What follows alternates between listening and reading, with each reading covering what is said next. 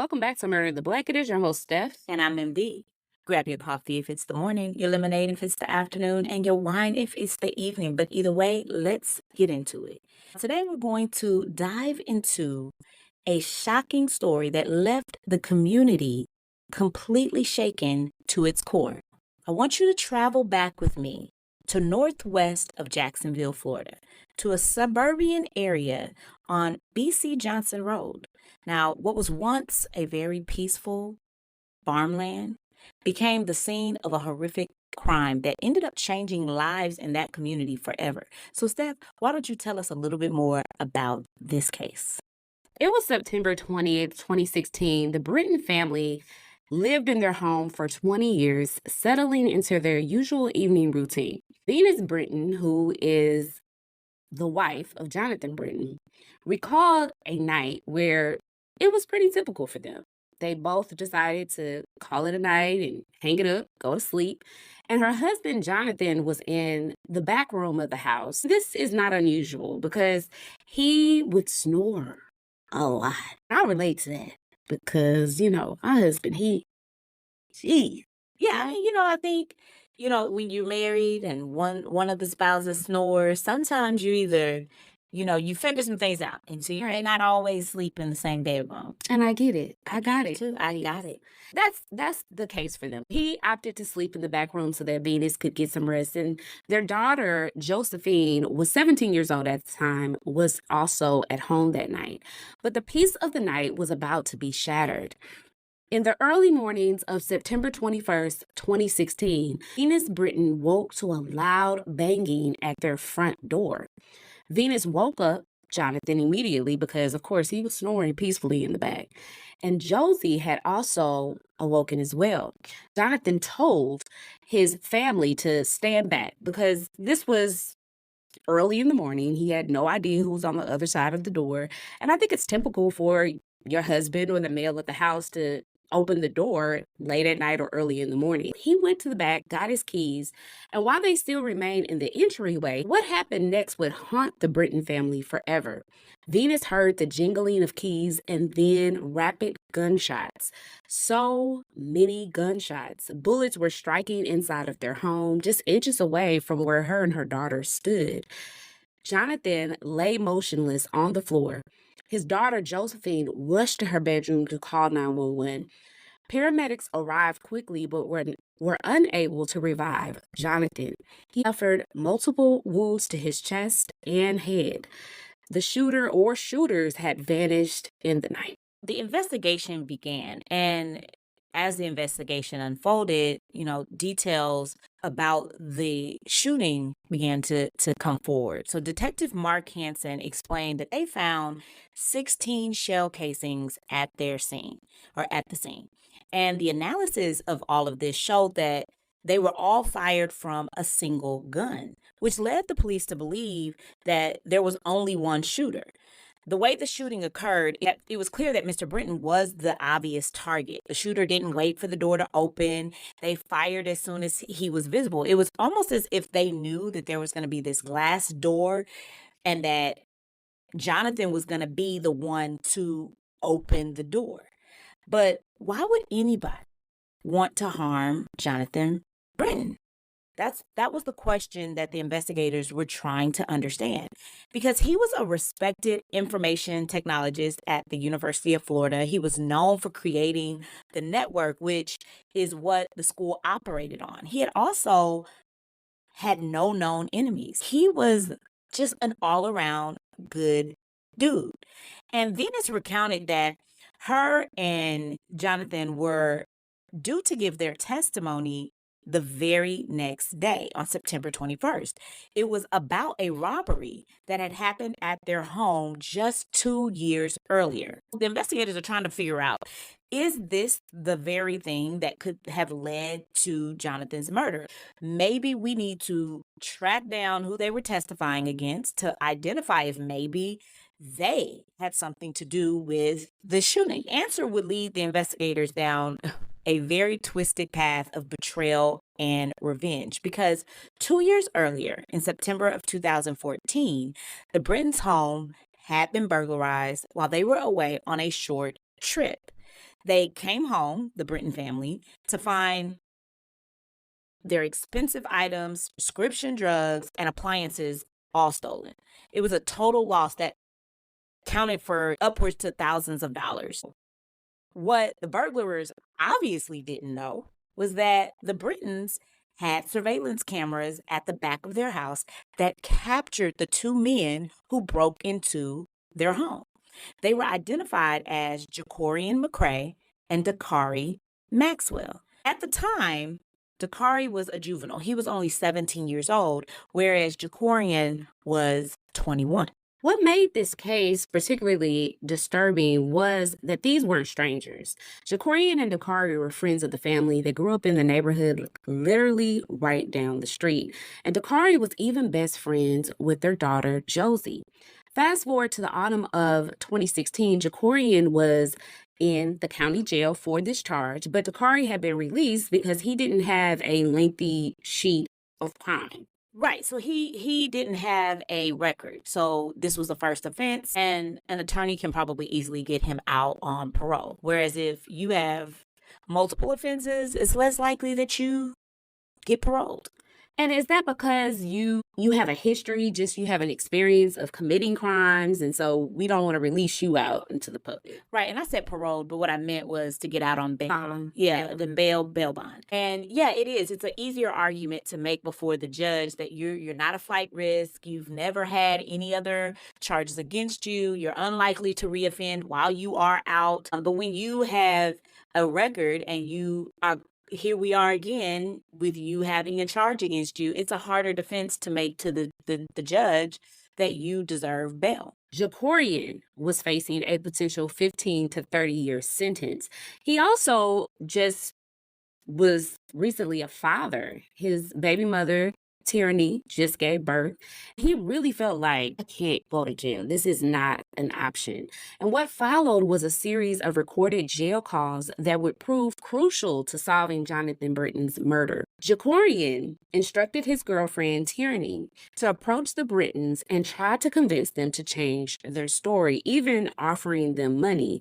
When that failed, the conversations took a darker turn. And I just want to stop here for a second and just say that just because you get someone to change their story and not pursue charges, the state still can decide that they want to pursue those charges. Is that right?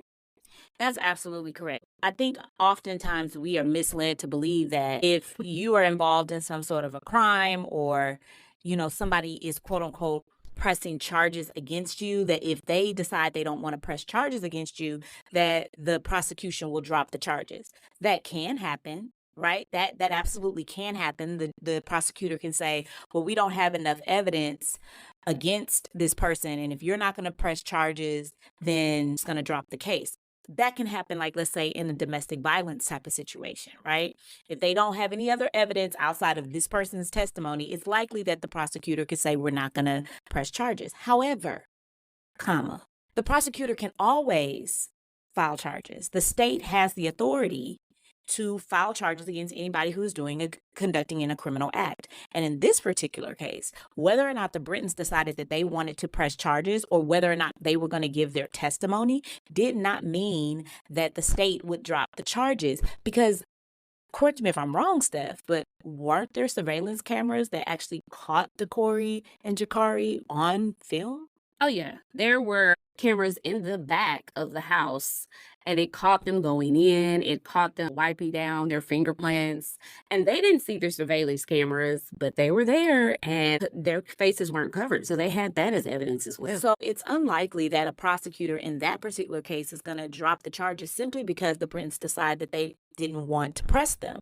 Even if they said, hey, we're not going to testify, the state could have said, we don't even need your testimony. We have enough evidence to take this thing to trial with or without your testimony. And also, we can subpoena you as witnesses and make you testify. Because just because you decide you don't want to testify doesn't mean that you don't have to testify. Yes. When Tyrani went and talked to Venus, Venus simply told her, I wish I could change my story, but I can't. and I'm not. And so Tyranny really was trying to get her to change her story, maybe give her some money because we all know money talks. But for Venus, she was like, I don't need anything from you guys. I'm good. When Jacorian heard this information, he was downtrodden and he decided that he was going to put another plan into action. What irritates me so much about cases like this is that they get in the county jail and for whatever reason, they totally dismiss or think they are smarter than when they hear the message of that young lady, whoever she is, that says, your call will be recorded. You know what I'm saying? They just black out. I think they literally don't think that the call is going to be recorded. Yeah, Your can't. call is being recorded. So talk at your discretion. But Jacorian felt like he was smarter and he had a conversation with Dakari and Dakari's associate, Demetrius Ford. And one of the things that he said is, I need y'all to go handle up on him. You feel me? And so for him, it was, I'm not going to say that I want you to murder this person or to murder anyone, but, you know, he used street talk to get his message across. And that was go handle up on him. So one of the plans that were put into motion when he was talking to Dakari and Demetrius on the phone was they decided initially to have a Molotov cocktail and to just throw that on the house and let it burst into flames. But the house was brick, so they decided that wouldn't be a good idea. Their second option, which is what they went forward with, is to pretend to be somebody from the city and bang on the door.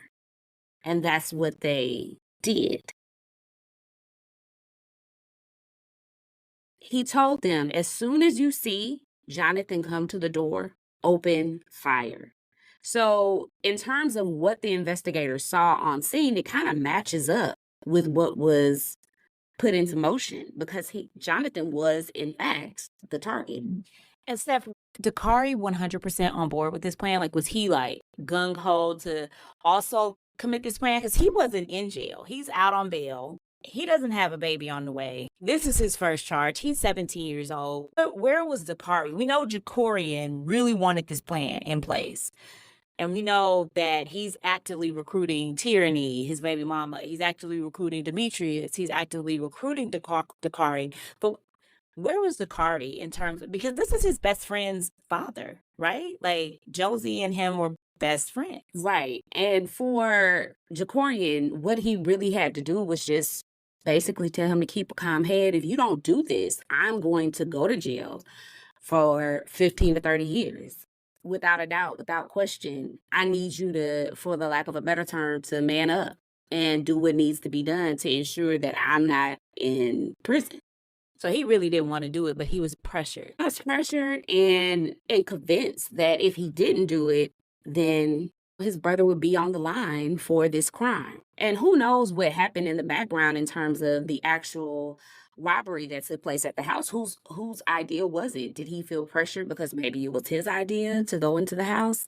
Who knows? Maybe he felt a sense of responsibility to get his brother out because maybe that was his idea and they got caught. The aftermath of the murder, ended up sending shockwaves through the community. Venus recalls that the moment she learned that it was her daughter's friends that committed this heinous crime against her husbands, she was devastated. They also just no longer felt safe in their own home. I mean, you have to understand where this took place. And Steph, correct me if I'm wrong, it was like BC Johnson, was that the name of the street? And you have to understand, like, if you're on that street, if you are on that road, it's a private community. And if you're on that road, it's because you live there. And the people that lived in this community, they've been there for years. And particularly the Brentons have been there for upwards of 25 years. And so here they are now realizing that the mastermind of this crime was actually somebody that they knew. And not only that, he was actually in jail when he orchestrated this event. And so they just don't feel safe because if he could do this while he's behind bars, what else could he do? Yeah, I think this goes back to our Botham Jean case and just the sanctity of your house, wanting to have security where you live, where you lay your head every night, where you raise your family, and for that sense of security to be taken away in a community that was good people. You know, everybody knows everybody. No way my neighbor that I've known for upwards to 20 years would do something like this. I just think it just really speaks to the evil that's in the world and how trusting you can be, or that false sense of security I think we all have. It's just amplified throughout this situation. I think it was particularly amplified for them because just 2 years earlier, right? Like they were burglared by these guys. And although they were burglared by these guys, I think they probably felt like, okay, stupid kid thing. You thought you could get some stuff. Okay, you probably need to face the consequences, but no way did they think. Venus's mind never went to, but they also probably killed my husband. It's just such a rip the rug, from underneath you, feeling very vulnerable, very naked. They ended up selling their home because she just felt like it was no longer feasible for her and Josie to continue to live in a house where so many wonderful memories were created, but also the most painful memory of their existence was created right in front of their eyes. As they went to trial, they braced themselves for what was coming. But luckily, the trial was short. Despite Jacorian and Dakari's attempts to cover their tracks, the recorded calls and the eyewitness testimony from Josie proved to be damning. So I want to just kind of talk about the recorded calls, because Steph told you that Jacorian had all of these recorded calls where he was calling Dakari, where he was calling Demetrius, where he was calling Tyrani. But the day after the murder, Tyrani, Dakari, and Demetrius went to the jail to visit Jacorian.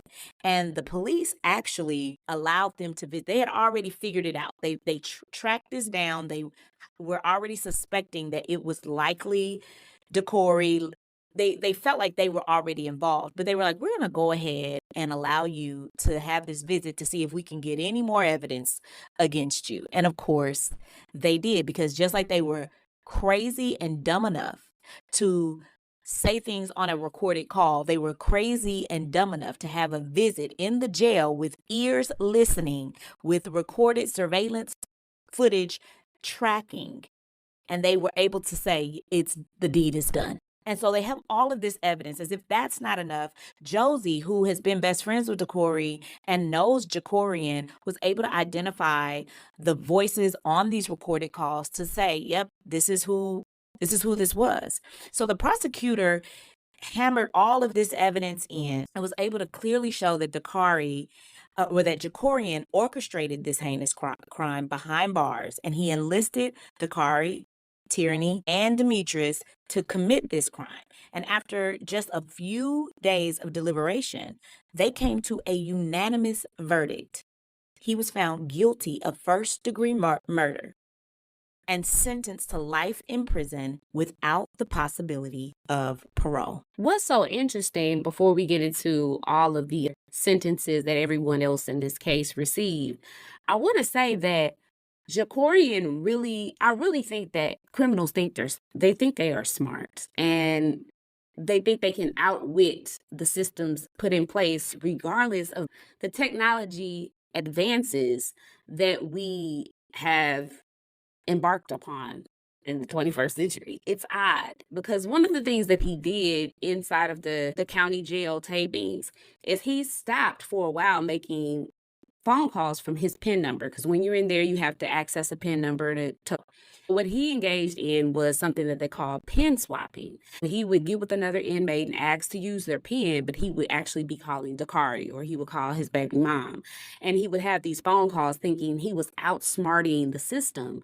But when they investigated this whole entire case, what they found out is that they can easily track those phone calls back to the family member, which obviously leads them back.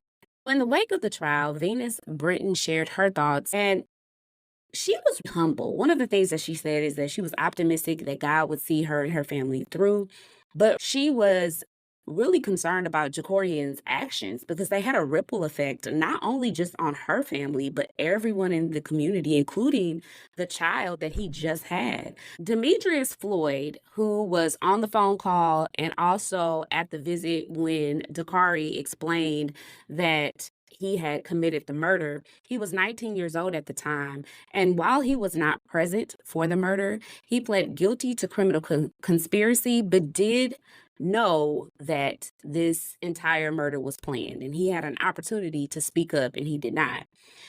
Tyrani Sheldon also was charged with tampering of a witness when she went and confronted Venus and told her to change her testimony. Dakari pled guilty to second-degree murder and was sentenced to life in prison with the possibility of parole. I want to say before we officially end, Jacorian McCray, while convicted and sentenced, managed to get into a lot of trouble while he's locked up. He has 5 additional charges: lewd and lascivious acts, battery, attempted escape, where he carved a hole in his cell trying to escape, and before he could even get out of that hole, they caught him. He's crazy. But it's, the ripple effect that that had on the community and the ripple effect that that had on his own child, because like you said, Steph, he was sentenced to life in prison, but then Tyranny ended up being sentenced. And so now that child didn't have any parents at the, for however long the time Tyranny was sentenced. And it's just like, all for what? Because you were hoping that you wouldn't get 15 to 30. I mean, I'm thinking 15 to 30 sounds real nice compared to life in prison. The level of escalation that we did to get here, you were being convicted of robbery, burglary. Now you're being convicted of murder. We have jumped so many different levels at this point. And if you thought that you were going to if you thought that you were going to be able to get away with it, it lets me know that you were not thinking. You could not have been able to be thinking.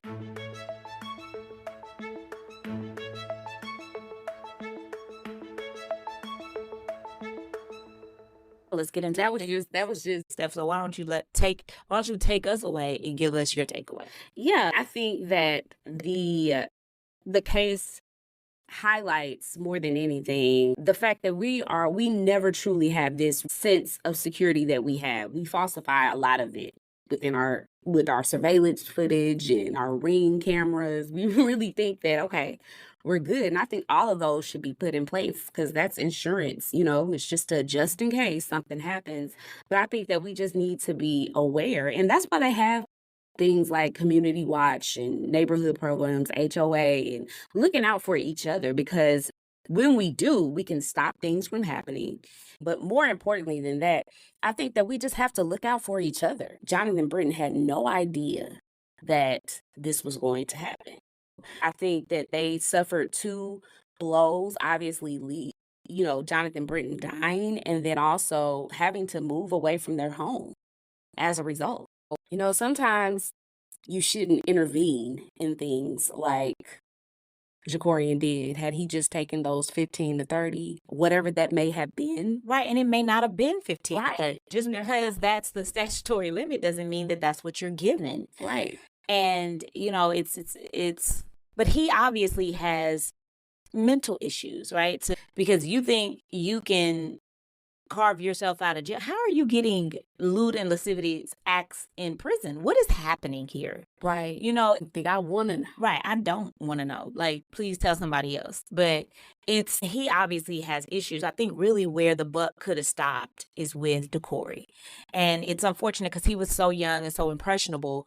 But, we have to teach our kids that you have to make decisions for yourself.